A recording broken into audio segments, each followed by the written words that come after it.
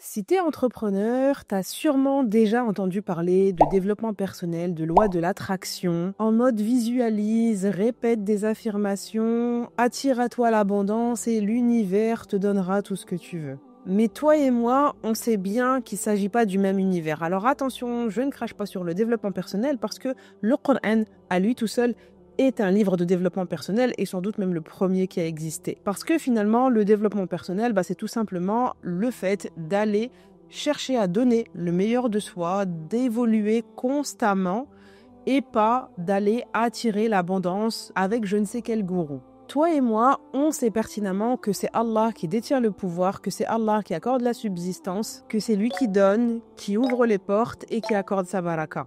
Et aujourd'hui, je vais te partager les 10 noms d'Allah que tu dois absolument invoquer au quotidien dans ton business pour qu'Allah te permette de pouvoir le développer rapidement et à hauteur de ce que tu espères. Tu vas voir qu'ils sont bien plus puissants que toutes les affirmations positives que tu peux voir passer à droite à gauche ou que tu peux lire dans les livres de développement personnel. Alors reste bien jusqu'à la fin de cette vidéo parce que je vais t'expliquer les 10 noms d'Allah, pourquoi les utiliser au quotidien et ce que ça peut changer pour ton business.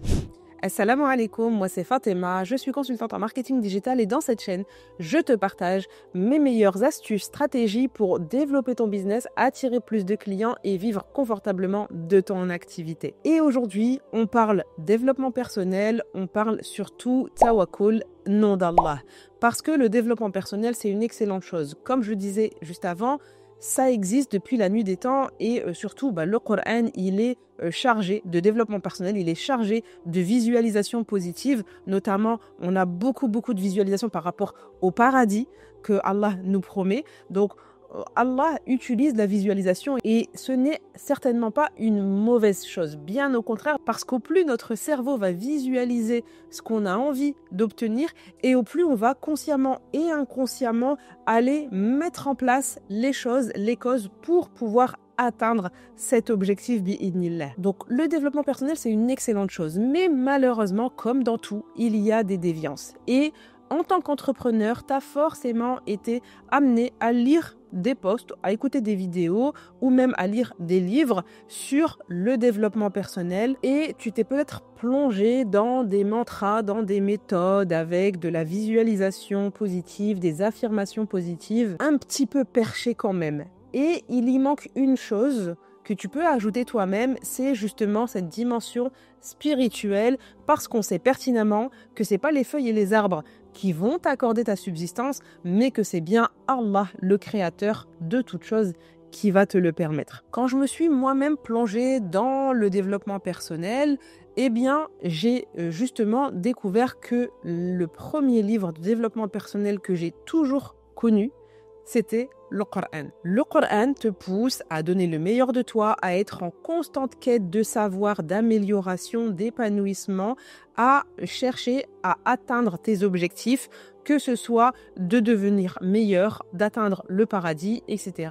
etc. Et j'ai ressenti une véritable différence quand j'ai commencé à les utiliser au quotidien, notamment dans mes affirmations, mais surtout dans mes invocations. Ça m'a apporté plus de sérénité, plus de confiance en moi, ça m'a permis d'oser faire beaucoup plus de choses, de pouvoir aller de l'avant, d'affronter, de me confronter plutôt à mes peurs et surtout, alhamdoulilah, d'avoir beaucoup plus de résultats. Alors, c'est parti, je te donne mon top 10 des noms d'Allah que tu dois impérativement invoquer au quotidien, avec tawakkul bien évidemment, avec certitude, avec foi, bien évidemment, parce qu'il ne suffit pas de dire, de prononcer des noms d'Allah pour se voir attribuer tout ce que tu souhaites. Là, on retombe dans le délire du développement personnel tel qu'il peut être vu par certains gourous.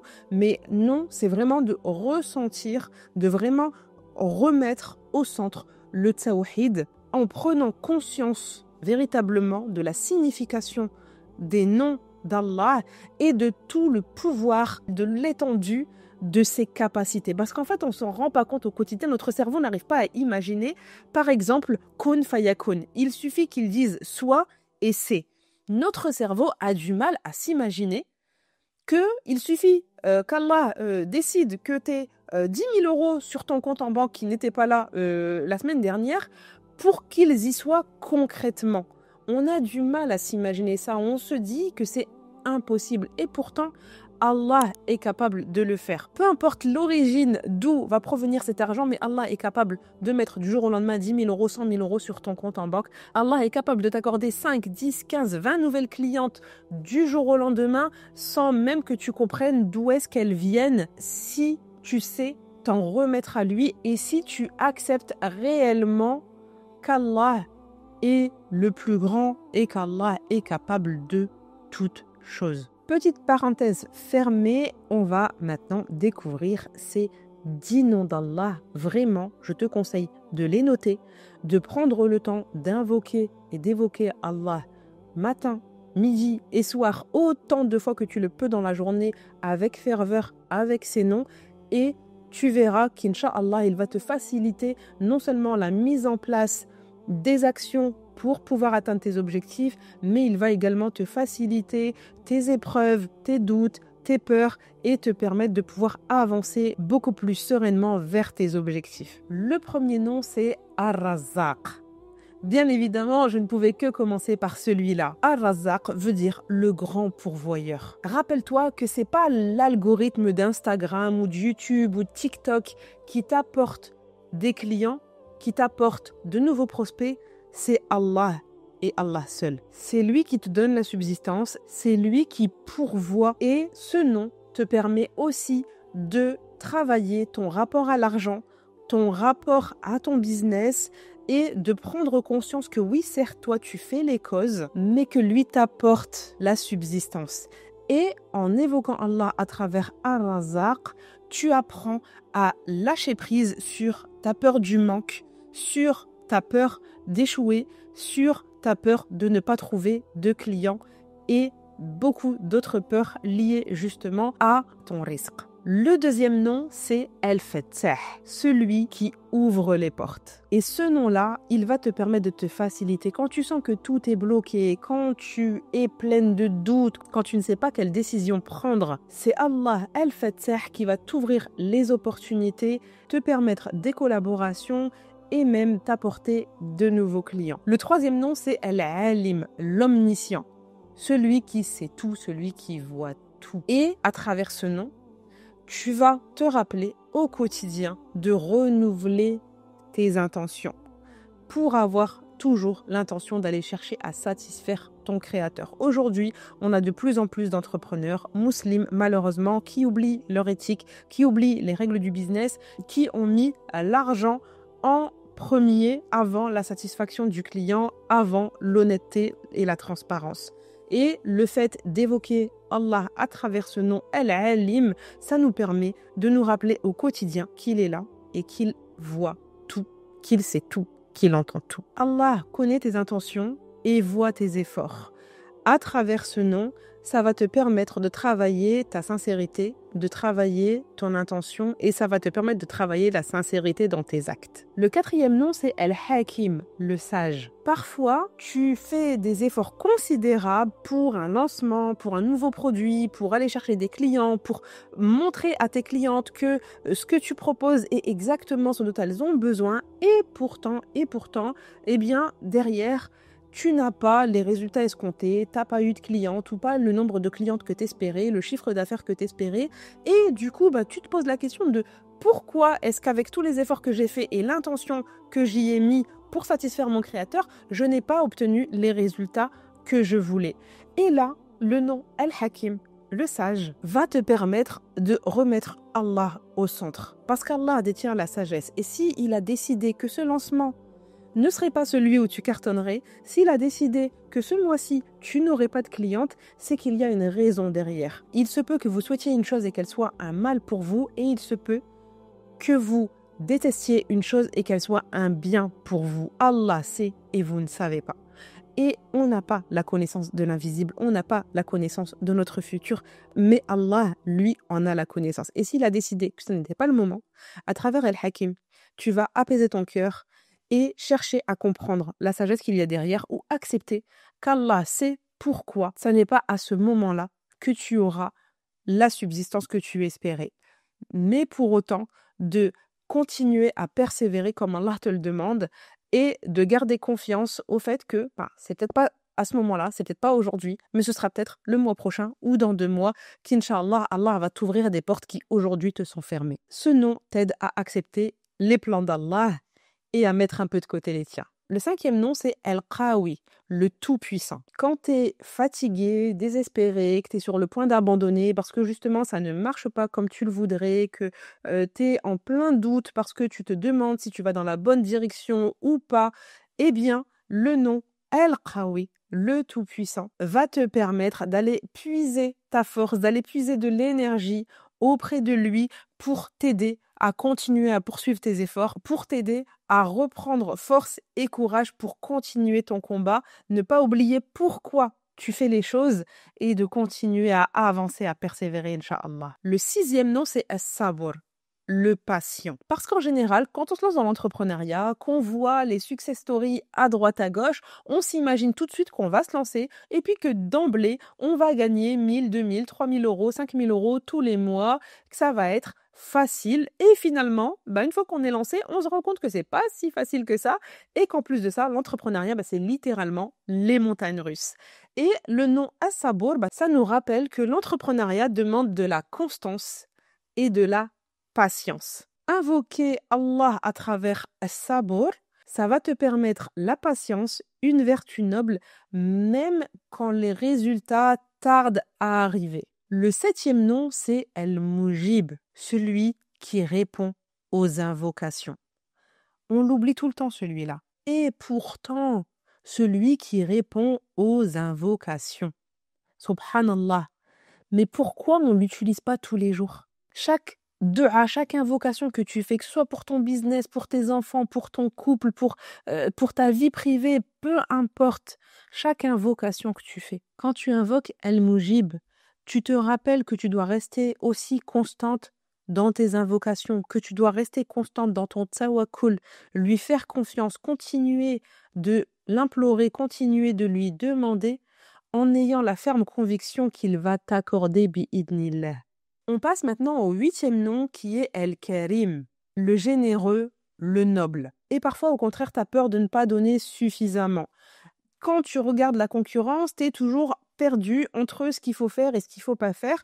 Et du coup, finalement, tu ne fais pas pleinement les choses comme toi, tu as envie de les faire concrètement. Mais garde en tête que quand tu fais les choses pour ton créateur, peu importe ce que tu donnes comme valeur, eh bien, ça ne veut pas dire que ça va te limiter des clients, que ça va te faire perdre de l'argent, bien au contraire. N'oublie pas, El-Hakim, le généreux, il donne sans compter à qui il veut.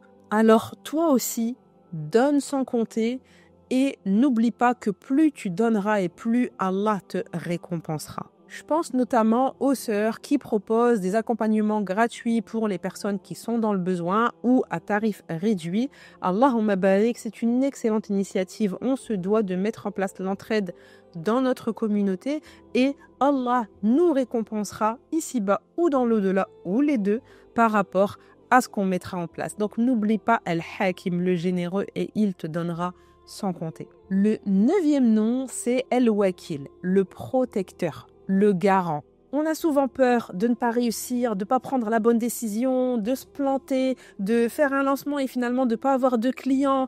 On est toujours là à se poser des questions de est-ce que ça va marcher, est-ce que ça ne va pas marcher. Et ça, c'est parce qu'on oublie de déléguer nos affaires à Allah, de tout remettre entre ses mains. Parce que de toute façon, tout est entre ses mains.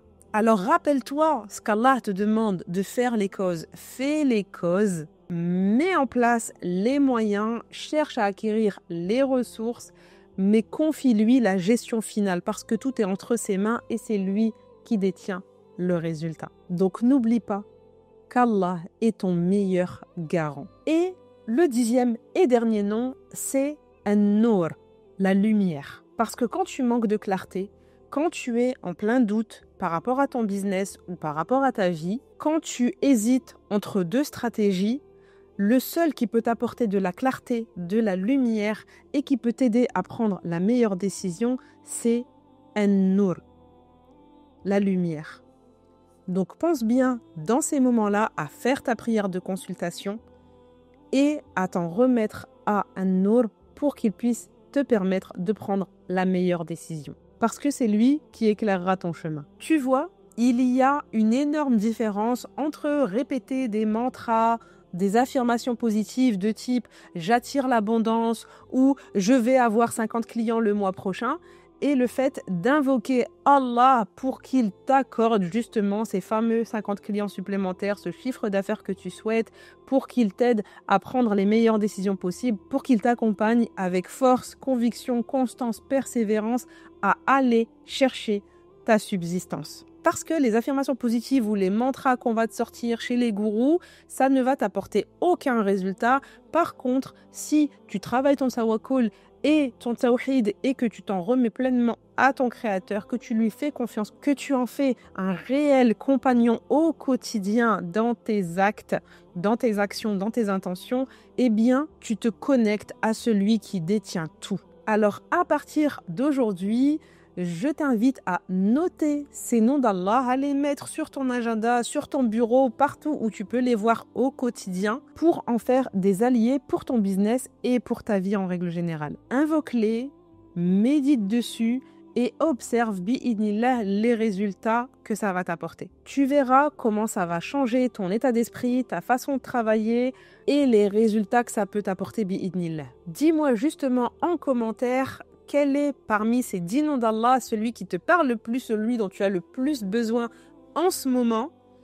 Et surtout, partage cette vidéo au maximum autour de toi pour qu'elle profite à toutes tes sœurs entrepreneurs, qu'elles soient en train d'avancer ou en plein doute par rapport à leur activité.